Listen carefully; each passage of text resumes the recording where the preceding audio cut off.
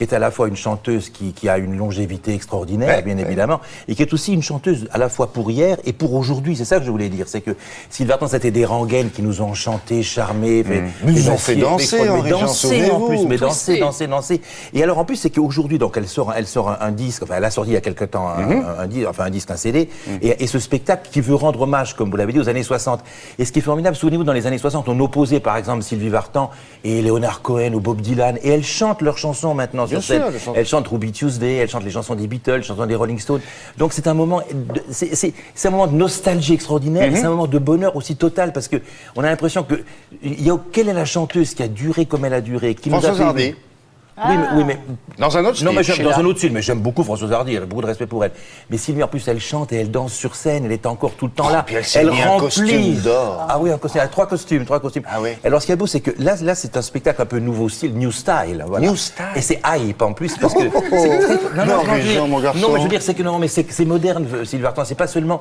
J'aurais pas voulu qu'on enfermât Sylvie dans la nostalgie un peu désuète des années 60. Ouais. La dernière fois qu'elle a chanté seule sur scène, c'était en 1973, enfin je dis seule, avec Johnny Hallyday, la tournée J'ai un problème. Là, après ça, elle a tout le temps eu des danseurs, elle a tout le temps eu des gens autour d'elle, depuis 73. Et là, pour la première fois, depuis 73, elle est... J'en bégaye, j'en bave d'émotion. Mais je comprends d'émotion. Calmez-vous. Elle est seule. Voilà. Non, mais elle est seule sur scène, sans danseur et sans... Et c'est un spectacle, je veux dire, d'un bonheur total. Alors, évidemment, Télématin était là pour sa première, et on était en plus dans la loge avec elle.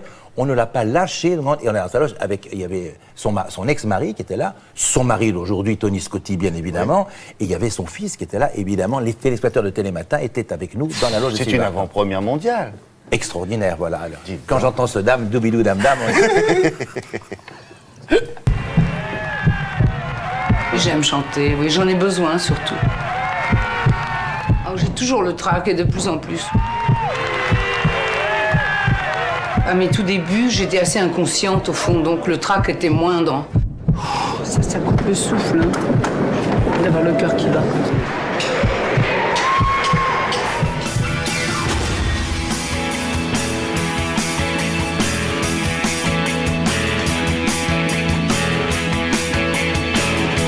Et je me sens bien au Palais des Congrès, c'est vrai. Comme à l'Olympia d'ailleurs. Il y a des salles comme ça où j'ai chanté beaucoup de fois.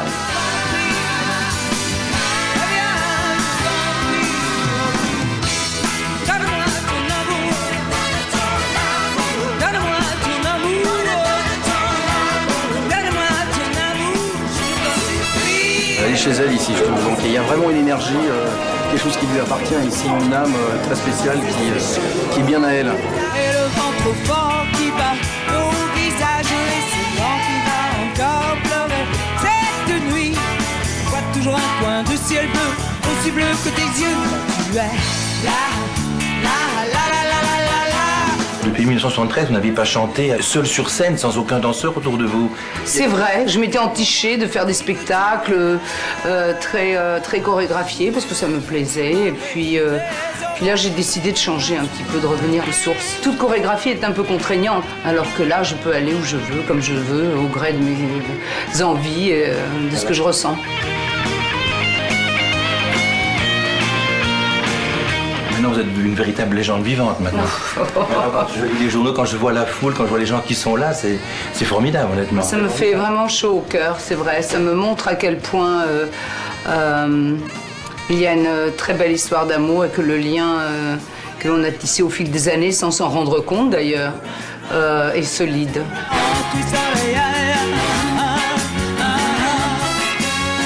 Mon cœur est bien là, là, mais il attendra là. J'attends son retour, la montagne et le cœur lourd. J'attends son retour, la montagne et le cœur lourd. Oh, ya, ya. Et Sylvie restera toujours, c'est Sylvie Vartan. Merci beaucoup, merci beaucoup. Sylvie Vartan. Johnny Hallyday. Oui, Johnny Hallyday. Au cas où vous l'auriez pas reconnu, ce grand garçon avec ses trois poils là, c'est lui. Dites donc, c'est terriblement kitsch et merveilleux. Ah non, mais c'est mais en plus, je veux dire, mais aujourd'hui, il n'y a rien de plus branché, il n'y a rien de plus moderne que d'aimer Sylvie Vartan. C'est extraordinaire. Alors le CD aussi, vous avez entendu ça. En plus, elle a fait une prise par chanson. Elle a reçu les chansons, les adaptations. Elle était là-bas dans sa maison de Californie. Elle est rentrée dans le studio, one shot. Comme on dit là-bas. Et alors, vous savez, moi, j'avais vécu un grand moment avec Sylvie Vartan pour France 2, pour Antenne 2 d'ailleurs à l'époque. Elle était repartie en Bulgarie. Oui. C'est quand Sylvie a quitté la Bulgarie, elle est partie sur le quai de la gare. Son grand-père l'a accompagnée, elle lui a dit au revoir. Dans un nuage de fumée, il a disparu. Elle savait qu'elle ne le reverrait plus jamais puisque elle émigrait de la Bulgarie pour venir s'installer en France avec son père, sa mère et Eddie, son frère. Elle n'a plus jamais revu son grand-père. Donc, et elle est revenue. Je veux dire, 45 ans après, je crois, elle est revenue dans les endroits, dans les lieux. Et moi, elle m'avait emmené avec elle parce que je l'aime beaucoup, je la connais depuis longtemps. Et c'était extraordinaire de retrouver sa maison, les vieilles amies de sa mère. Les gens la connaissent là-bas. Les gens la connaissent très bien. Une idole absolue. Bien sûr. Et ce que je trouve formidable, c'est qu'elle a fondé une association pour aider la Bulgarie. Ouais. Elle a beaucoup œuvré quand personne ne s'y intéressait pour les fameuses infirmières bulgares. Elle a adopté une petite Darina qui est bulgare. Et je trouve que Sylvie Vartan est une fille c'est une vie de droiture. Elle a fait des choses tout à fait bien tout au long de sa vie. Alors, ce qui est intéressant, c'est qu'elle elle avait raconté, mais vous ne le saviez peut-être pas, mais elle et sa famille ont inauguré les premières HLM des années 60. Ah oui, il faut raconter ça, c'est formidable. C'est-à-dire la famille a découvert parce qu'ils habitaient dans des endroits assez insalubres. Et puis un jour, il y avait la salle de bain, la cuisine. Alors c'était formidable. Et elle raconte ça très bien quand elle et son frère Eddie ont découvert ça. Mais ça, c'est une autre histoire. En tout cas, merci, bravo. Une légende pour votre costume de scène. Et, ah oui, Sylvie Vartan collectionne. Ah, oui, Laura, je vous écoute. Pardon. Non, parce que c'est un petit message personnel. Parce que comme je sais qu'elle collectionne les poupées autrichiennes. Oui. Elle